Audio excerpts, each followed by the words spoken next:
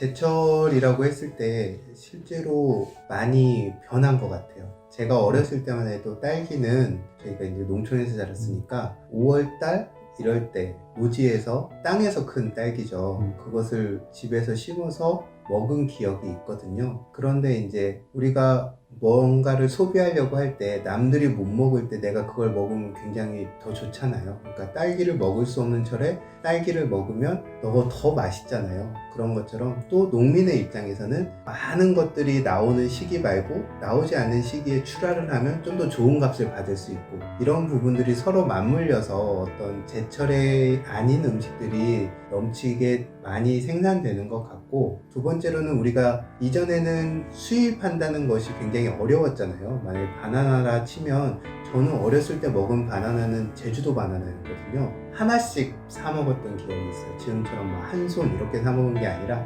멀리 갈 때, 전 시골에 있었으니까 도시에 있는 터미널에 가서 멀리 가는 여행을 갈 때 아버지가 하나씩 사주시고 했던 기억이 있어요. 하지만 지금은 이제 물류의 이동이 굉장히 빨라지면서 세계 어느 곳에서 난 것들이 다 들어오는 거죠. 바나나뿐만 아니라 건강 보조식품 같은 경우도 전 세계 온 지구촌에서 좋다는 건 다 끌어들여서 우리가 먹고 있거든요. 그런데 우리가 정말 많이 그때보다 잘 먹고 있는가 라고 생각을 하면 저는 그렇지는 않다고 생각을 합니다.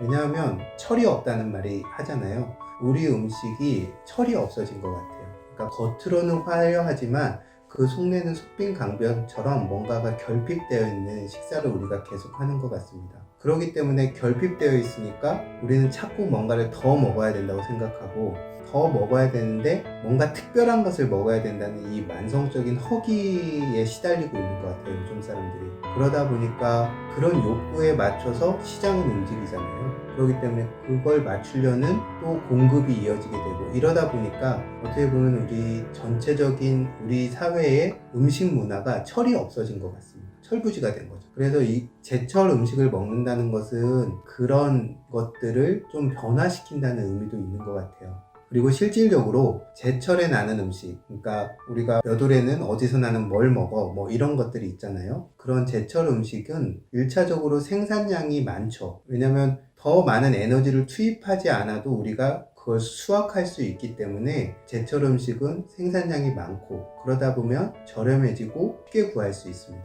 두 번째로는 많은 곳에서 출하가 되기 때문에 좀 더 신선한 상태로 우리가 먹을 수 있어요. 그러니까 이동거리가 짧고 우리가 바로바로 먹을 수 있다는 것이 있죠. 그리고 그 식재료가 그 철에 나는 게 가장 영양적으로도 좋은 상태를 우리가 섭취할 수 있습니다. 이런 것이기 때문에 그것을 먹음으로써 봄에는 뭐가 나는구나, 여름에는 뭐가 나는구나, 이런 것처럼 우리가 도시에서 살면서 잃어버렸던 어떤 계절에 대한 감각들, 이런 것들도 제철 음식을 통해서 얻을 수가 있습니다. 그러니까 우리 몸에 필요한 어떤 영양도 더 손쉽게 적은 비용으로 제철 음식을 통해 섭취할 수도 있고, 세 번째로는 제철 음식을 먹음으로써 우리가 잃었던 어떤 자연에 대한 감각도 회복할 수가 있고, 그 다음에 제철이라는 건 어떻게 보면은 그 식재료가 가지고 있는 어떤 영양이 최절정에 달했을 때거든요. 가장 성장이라던가 그런 것들이 좋고, 그것을 우리가 먹었을 때 맛과 영양에서 가장 좋은 시기를 섭취하는 거기 때문에 맛있게 먹을 수 있고, 또 좋은 영양도 섭취할 수 있고, 또 상대적으로 많은 양이 생산되기 때문에 좀 더 적은 비용으로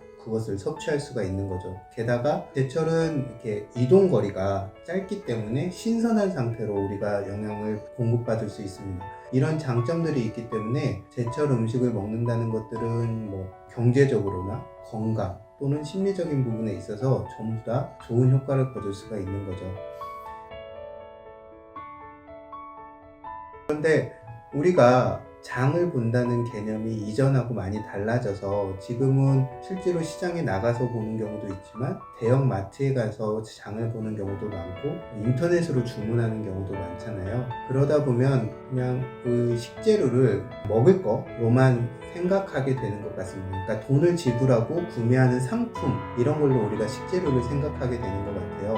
그래서 저는 환자분들한테도 그렇게 권하고 있지만 유기농 식재료라든가 아니면 신선한 제철 식재료를 다루는 매장들이 있습니다. 거기를 일주일에 한 번이라도 방문해 보기를 권합니다. 그래서 이때는 이게 나는구나, 이때는 이게 맛있네, 이때는 요걸 먹으면 좋겠다라는 이런 감각들도 회복하고 그걸 가져다가 직접 음식을 해 먹어보기를 저는 권합니다. 왜냐하면 우리가 외식을 하거나 아니면 배달 음식을 하거나 이런 것들은 상업 음식은 어쩔 수 없이 사람들에게 강하게 어필해야 하기 때문에 양념이라던가 간이라던가 첨가물이라던가 이런 것들을 많이 쓸 수밖에는 없습니다. 하지만 내가 그 원래 가지고 있는 식재료를 가져다가 집에 있는 기본적인 것들로 조리를 하면 그런 것을 섭취하지 않을 수도 있고 식재료의 본연의 맛을 즐길 수도 있고 훨씬 더 건강한 음식을 먹을 수가 있습니다.